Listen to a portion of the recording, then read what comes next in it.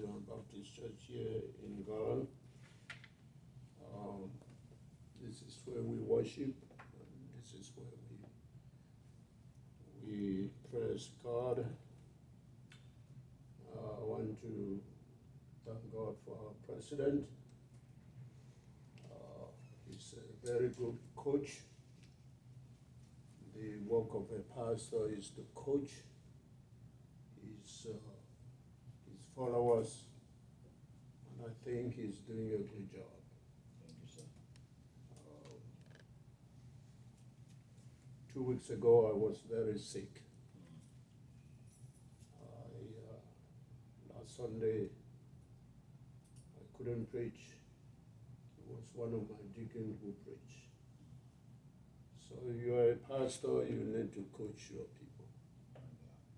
And I really appreciate your ministry, Mr. President, for coaching us.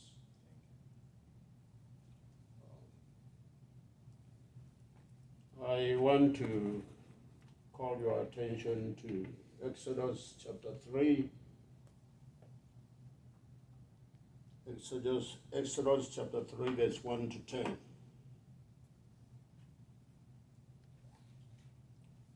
One day Moses was tending the flock of his father-in-law Jethro, the prince of Midian. He led the flock far into the wilderness and came to Sinai, the mount of God. Then the angel of the Lord appeared to him in a blazing fire from the middle of the bush. Moses stayed in amazement. Though the bush was engulfed in flames, it did not burn up. This is amazing, Moses said to himself. Why isn't that bush burning up? I must go and see it. When the Lord saw Moses coming to take a close look, God called him from the middle of the bush. Moses, Moses. Here I am, Moses replied. Do not come closer, the Lord warned. Take off your sandal, for you are standing on holy ground. I am the God of your father, the God of Abraham, the God of Isaac, the God of Jacob. When Moses said this, he covered his face because he was afraid to look at God. Then the Lord told him, I have suddenly seen the oppression of your people in Egypt. And I've heard their cry of distress because of their harsh slave drivers. Yes, I am aware of their suffering. So I've come down to rescue them from the power of the Egyptians and led them out of Egypt into their unfertile and precious land. It is a land flowing with milk and honey, the land where the Canaanites, Hittites, Amorites, Perizzites, Hivites, and Jebusites live now.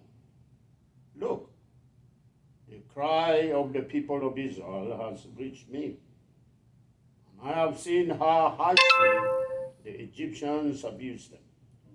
Now, go, for I am sending you to Pharaoh. You must lead my people, Israel, out of Egypt.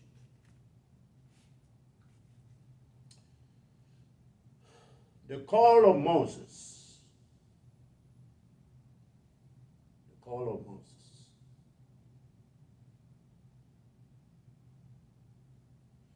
If you were God, will you call Moses? God. If you were God, will you call that man?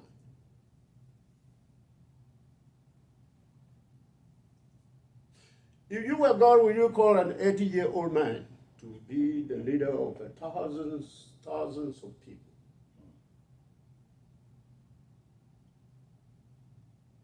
Will you accept his resume? A resume of a murderer, a man who has killed somebody. Was Moses really qualified? Was Moses really qualified to be a leader? A man who could not talk. A man who was not eloquent. A man who was a stammerer. A man who had spent 40 years in the desert. What experience did Moses have? He had lived away from his people for 40 years.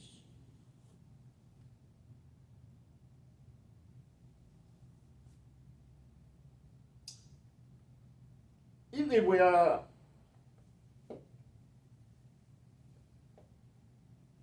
the supervisor, he would have said this guy is not fit.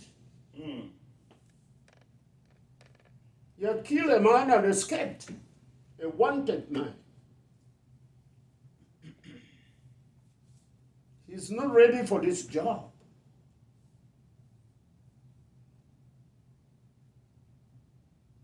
He cannot talk. If you read further, you will see Moses himself did not believe in himself.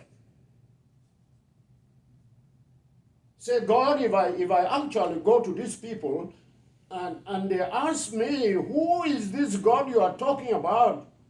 What will I say?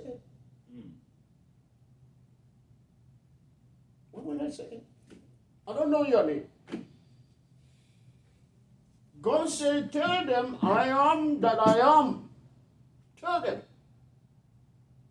Moses said, who am I? I'm not fit to go to these people. For 40 years, he had even forgot that he killed a man.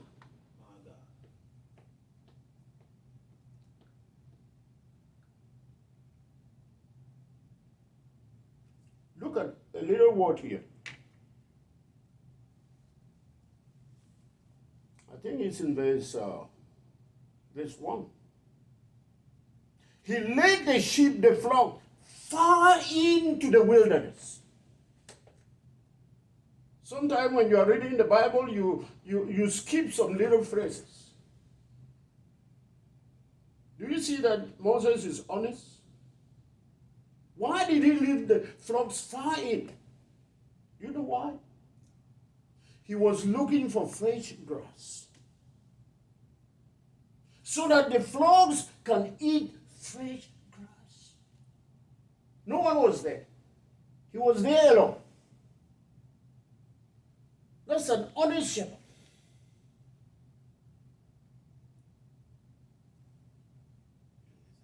You see, God sometimes makes funny choices. God is not mine. Sometimes I look at myself and I ask myself, why did God call me? Upon all the people in my village, in my city, God came for me. Why? Why? And sometimes I look at myself, I say, was I really qualified?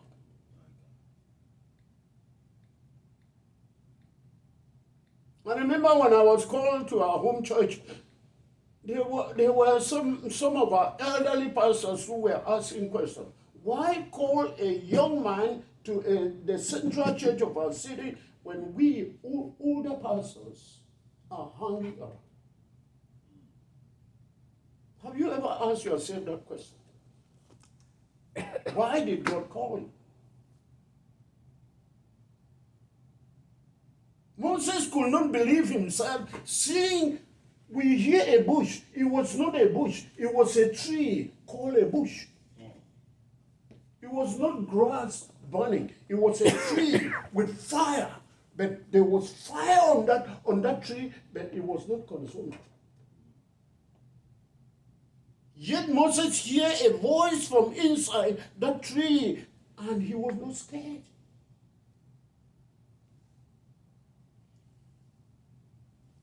Do you know why God called him? God saw the heart of this man. God God saw the heart of Moses. And God looked at the heart of this man from the time he was born to the time this man was going to die.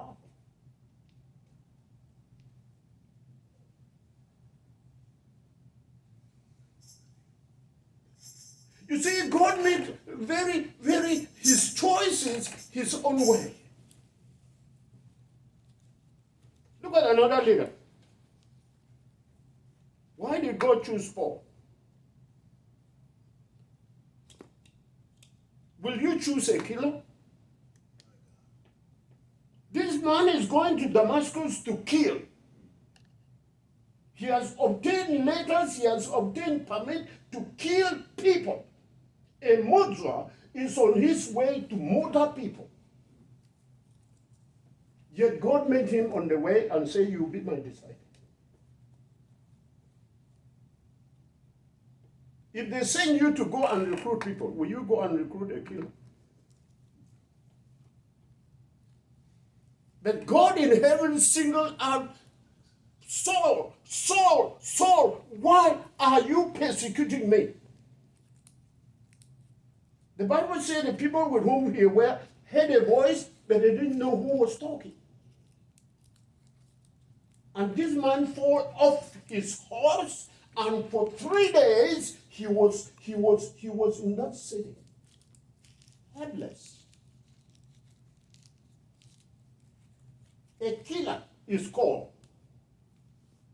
to be a missionary. And it's this very killer who has written 13 books in the Bible. Could you imagine that?